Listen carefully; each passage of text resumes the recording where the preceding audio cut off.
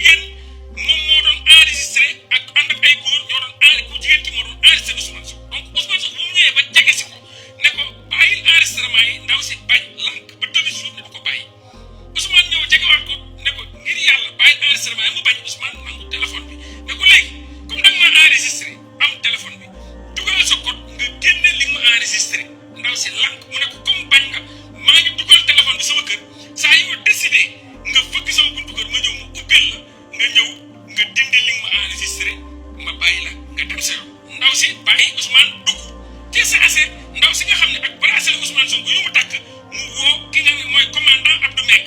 4h30 ñi nga xam ni moom mooy gendarmerie nationale Abdou Meng moo ko jiite ak contingent bien armé plus de 300 gendarmes GIGN ak